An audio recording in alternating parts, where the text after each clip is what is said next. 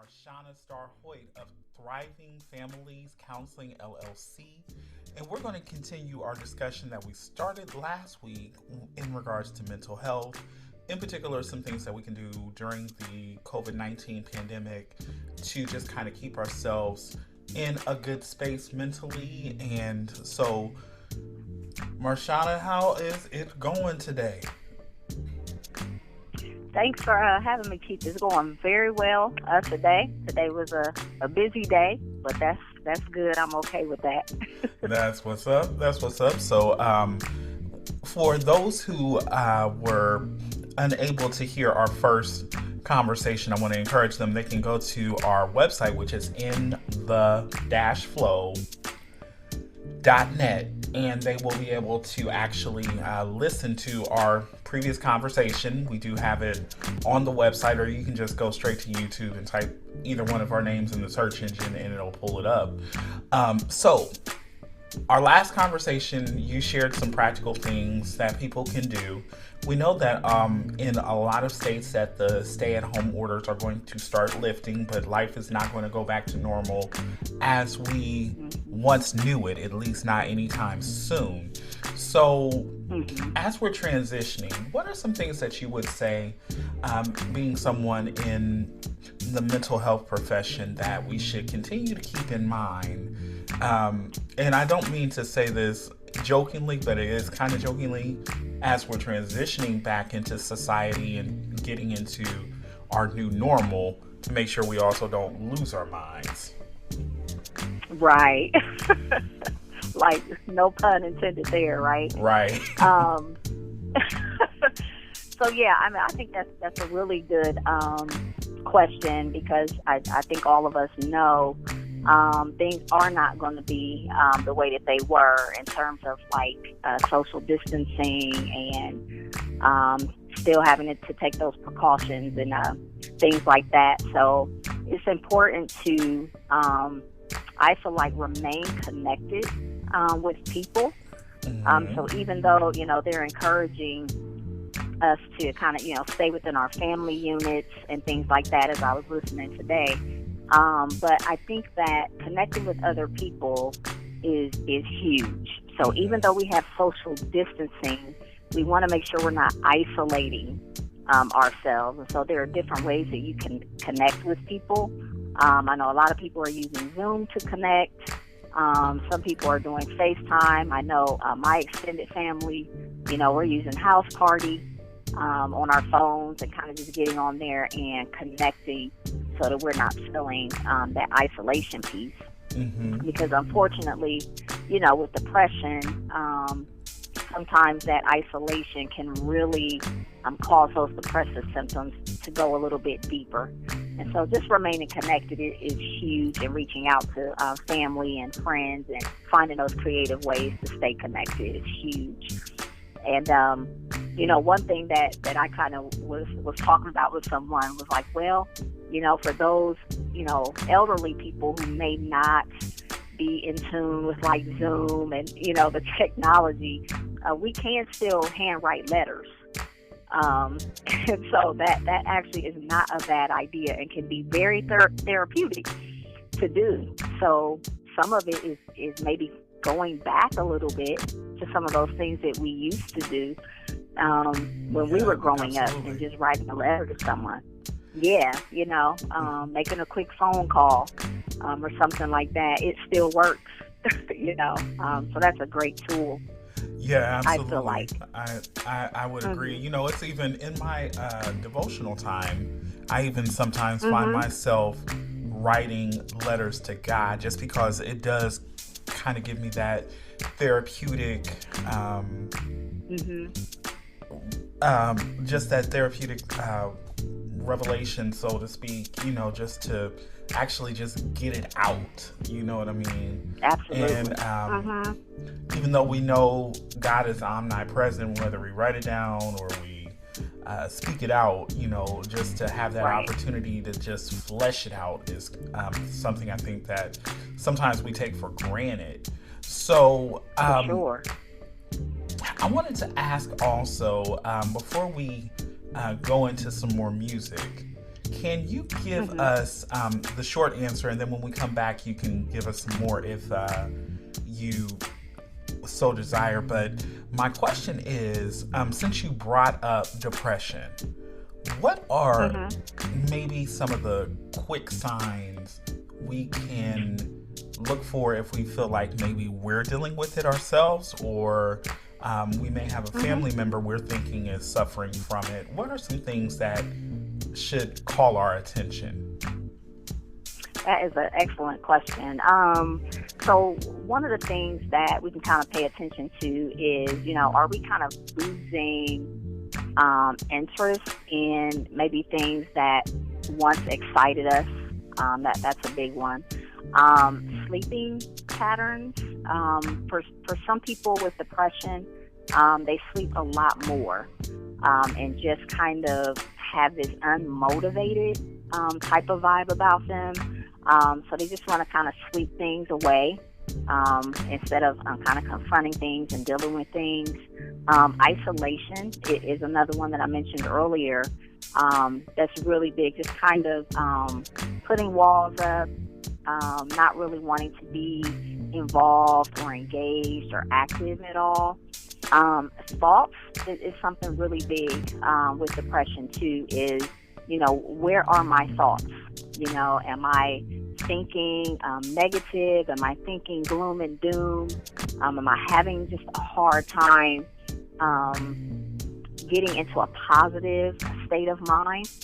So these are some main things I feel like that you can kind of look for in terms of depression. And then, if you're speaking to someone, many times you can tell by how they're talking. Okay. And then, if you have a relationship with the Lord, then use your discernment because I believe Holy Spirit will reveal things. Absolutely, absolutely. Okay, well, that being said, we're going to get... All right, everybody. We are back talking with licensed clinical professional counselor Marshawna Starr Hoyte of Thriving Families Counseling, LLC. Our conversation today is centered around mental health. In particular, we're talking about some things that we can just do during the COVID-19 pandemic to make sure that we are staying mentally strong, mentally healthy. So previous to our last musical section, we were talking about just some things that we can look for in case we ourselves or we think that someone that is close to us may be dealing with symptoms of depression. So I have a question since we have time to get into a little bit more. So say if someone has reached out to a professional in the mental health community and that person is saying that you are at a point where we think medication is necessary. And I know because I've had experience with some family members who are close to me who have had to do that, and just seeing the struggle that they had to come to grips with. What would you say to encourage that person who has to make that decision? Because ultimately, you can't be forced to take the medicine, but oftentimes that medicine is necessary to give you the balance that will help you stay in good mental health. Absolutely. Yeah, I think that is excellent. This is something that, believe it or not, I battle with many clients, particularly Christian clients, and that is the balance with faith and taking medication. Is something that comes up a lot. And also there are just people that just do not like to take medication. And so I basically explain it that medication is God's servant for us, and that it is here to help and to aid so that we can manage well. It is nothing to be embarrassed about.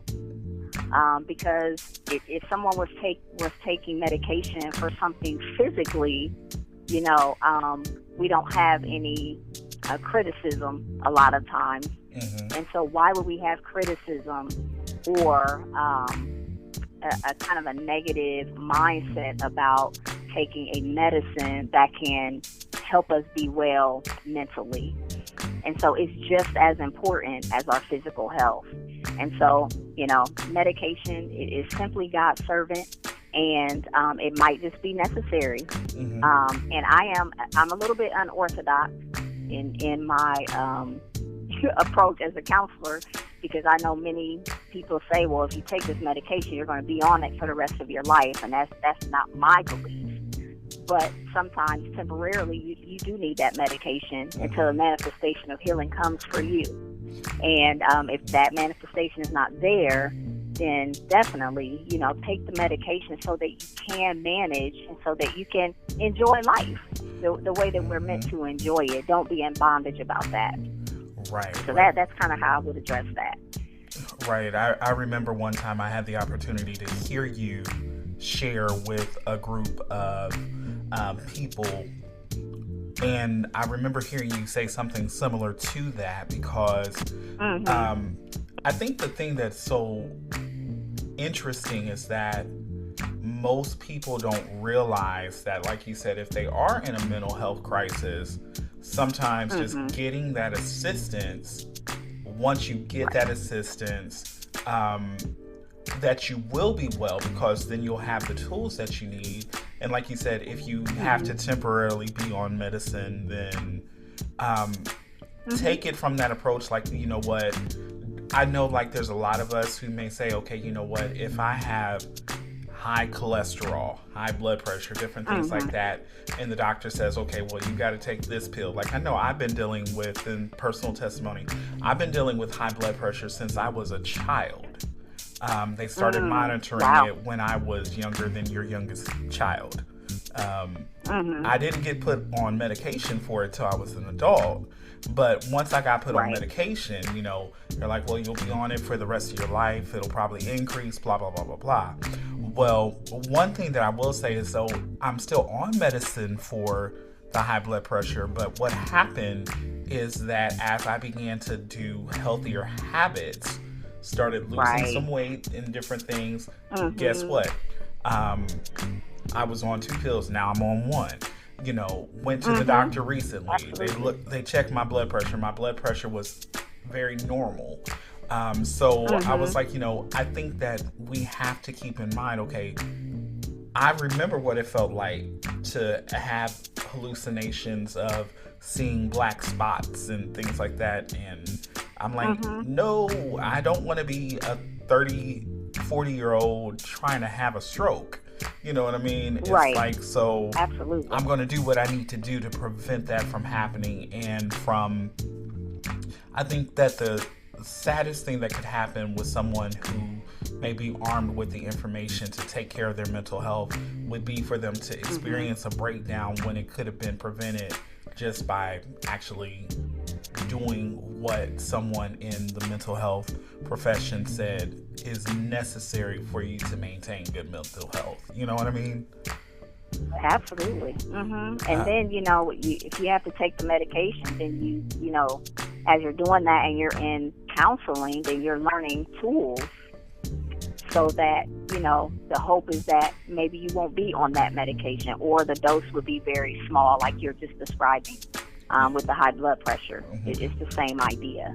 Yes, ma'am. Yes, ma'am. Well, again, this is a great conversation. So, and my name is Keith Reed. I am your host, and I have on the line with me Marshawna Starr Hoyte of Thriving Families Counseling, LLC. So I'm going to go ahead and call you what I normally call you, Star. So can you, if people want to reach out and find out more about you, how can they do that? Sure.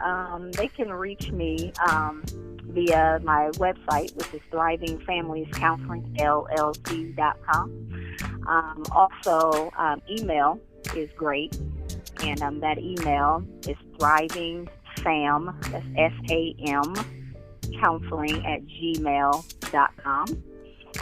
And then if they want to reach by phone, they can do that also. My number is 614 290-3407, and they can leave a confidential voicemail there at that number.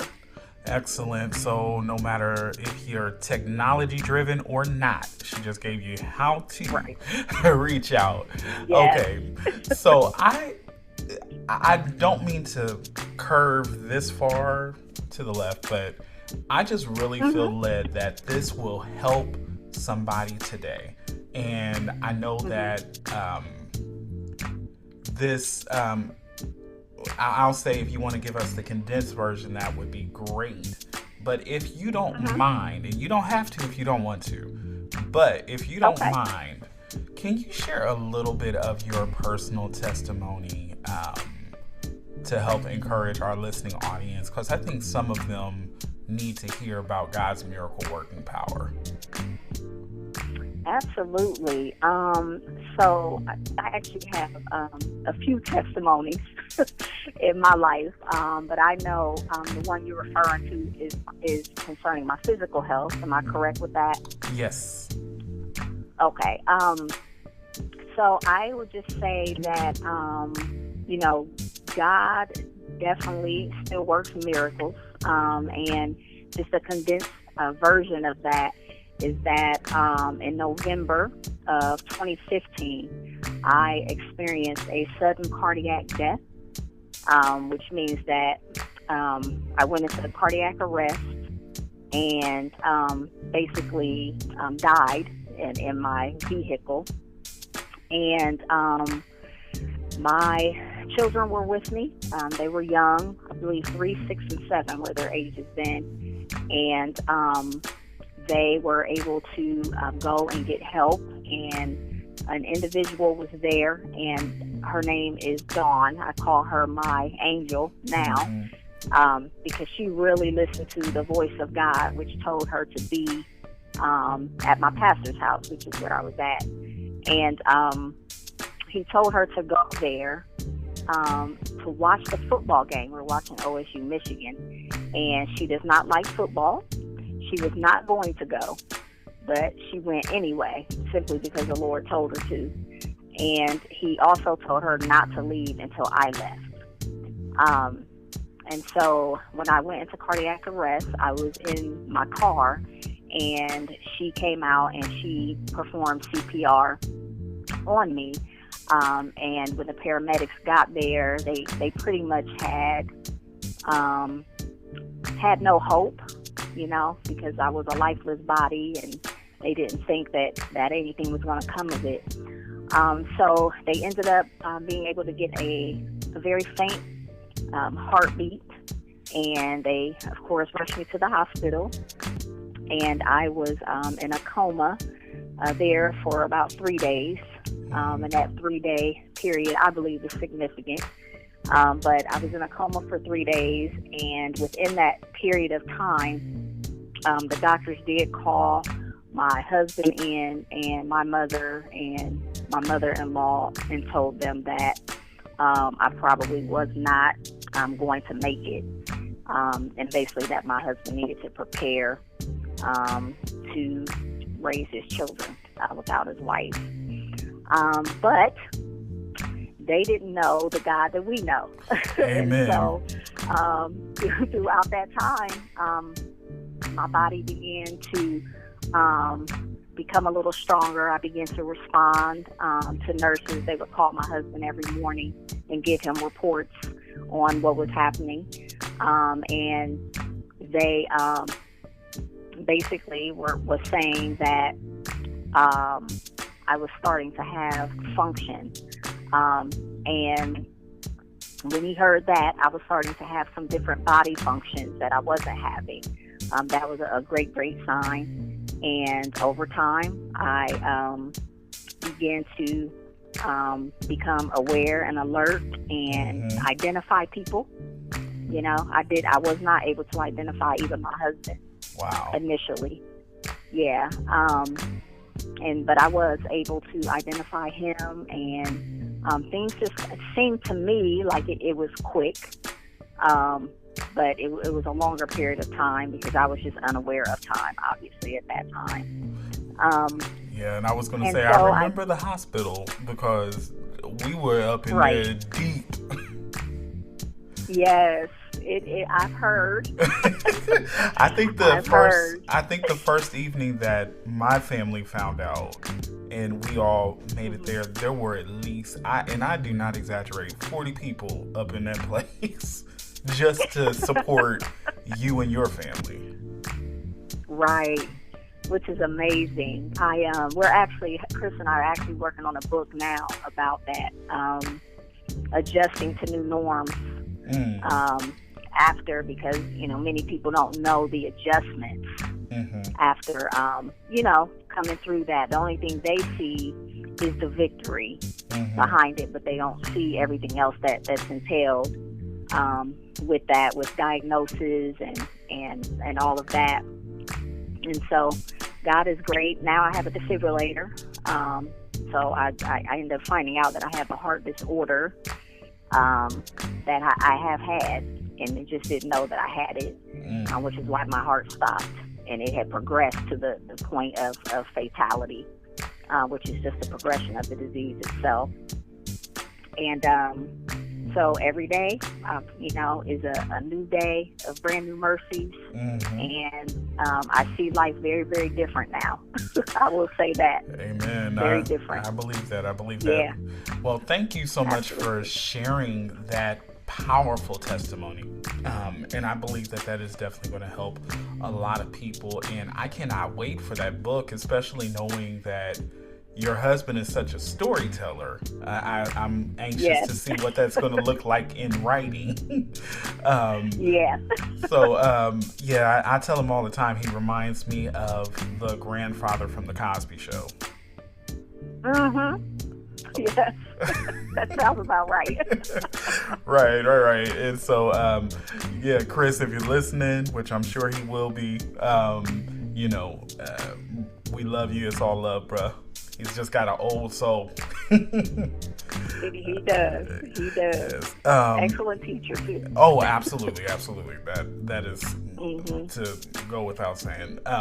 But yes, ma'am. So again, like I said, we definitely appreciate you being on the line with me today to encourage our listening audience to continue to be aware and to address their mental health. So as we sign off with our discussion today, do you have any last words that you want people to take with them? Sure, definitely. I really want to say to everyone who's listening to always keep hope. And I know I just shared my testimony, and the testimony really is a testament of hope and believing and trusting no matter what, because storms are always going to come. They're always going to be here. But recognize that God is with you through the storm. He said you won't drown. You'll go through a fire, but you won't burn. And I guarantee you, if you trust Him, that you will come out on that other side. Yes, ma'am. Amen. All right. Well, I appreciate it. Again, we have been talking with Marshawna Starr Hoyte of Thriving Families Counseling, LLC. Again, if you want to find out more information about her, Starr, can you give them that contact information one more time, please? Absolutely. I can be contacted via my website, which is thrivingfamiliescounseling.llc.com. Also via email, which is thrivingfam, F-A-M, counseling@gmail.com, or by phone, which is 614-290-3407.